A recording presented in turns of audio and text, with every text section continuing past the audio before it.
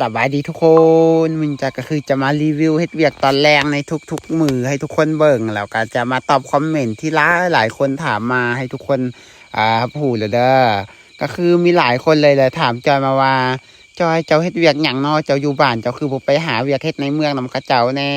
เห็นแล้วเขาคนอื่นไปเป็นคนดังแล้วเขาไปหาเงินอยู่ในเมืองเขามีเงินหลายเด้เขาหาเงินอยู่ในเมืองคือว่าสบายเจ้าเป็นคนดังคือเจ้าบ่ไปเฮ็ดเวียกนำเขาอยู่ในเมืองใหญ่แล้วว่าซั่น มื้อนี้ก็คือจะมาตอบให้เลยทุกคน คือเป็นอย่างจอยต้องมาอยู่บ้านก็คือจอยมาให้เวียกซอยพ่อซอยแม่อยู่หน้าเด้อคือจอยจะแบบว่าแต่ก่อนจอยก็เคยไปหาเงินในเมืองนะทุกคนแต่ว่าแบบจอยแบบสำหรับจอยแบบเนี่ยคือแบบจอยมักอยู่บ้านหลายกว่านะทุกคนจอยก็เลยแบบว่าบ่เฮ็ดเวียกในเมืองจอยกลับมาอยู่บ้านเพื่อมาเฮ็ดไร่เฮ็ดนาซอยพ่อซอยแม่เด้อก็คือฮอดยามเฮ็ดนาเอาเฮ็ดนาฮอดยามเฮ็ดไร่เอาเฮ็ดไร่ฮอดยามเฮ็ดสวนเอาเฮ็ดสวนคือแต่ก่อนหันมัน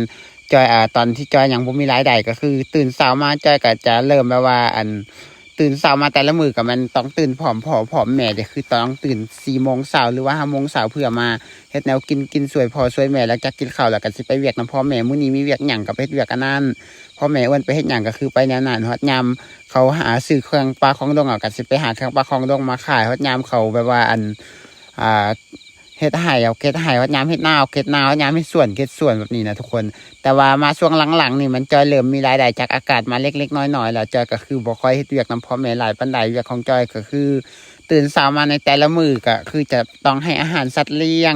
ตกแรงมาก็ต้องให้อาหารสัตว์เลี้ยงแบบนี้นะคือแบบว่าตื่นเช้ามาจอยนอนนาคนเดียวเด้อทุกคนจอยจะมักใช้ชีวิตคนเดียวอยู่ในนาเพื่อแบบถ่ายคลิปหาชีวิตแบบสงบอยู่คนเดียวเพราะว่าการถ่ายคลิปเราต้องใส่สมาธิอย่างหลายอย่างเวลาตัดคลิปก็เช่นกันเพราะฉะนั้นก็คือตื่นเช้ามาของเวียกของใจก็คือต้องให้อาหารสัตว์เลี้ยง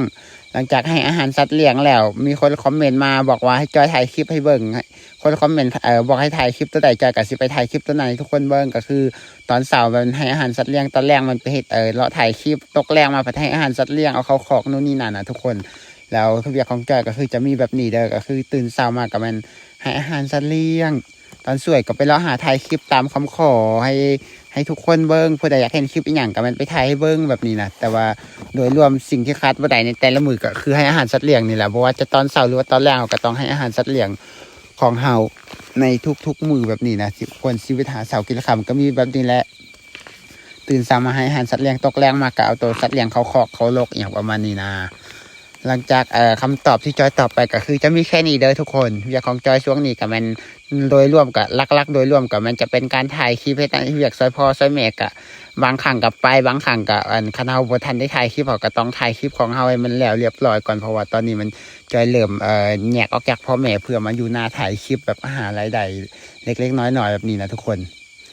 แล้วคลิปของจอยก็คือจะมีแค่นี้ทุกคนสำหรับคำตอบสำหรับการที่เวียกของจอยก็คือแบบนี้แหละอย่างที่เห็นนี่แหละตื่นตกแรงมาแต่ละมื้อนะคือวุ่นวายแฮงทุกคน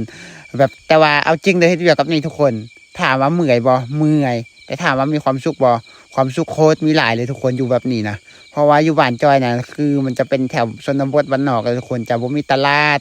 บ่มีโรงแรมบ่มีบ้านพักอีหยังทั้งสิ้นไฟฟ้าแท้มีมาได้10 กว่าปีแต่เด้อสัญญาณหลายคนก็ถามมาว่าอยู่บ้านเจ้ามีสัญญาณใดแนวใดก็คือสัญญาณจะมีแต่แถวภูเขาสูงหรือว่าแถวที่อยู่ไกลๆกับลักสัญญาณเด้อวันใดอยู่ใกล้ลักสัญญาณจะบ่มีสัญญาณโทรแต่ว่า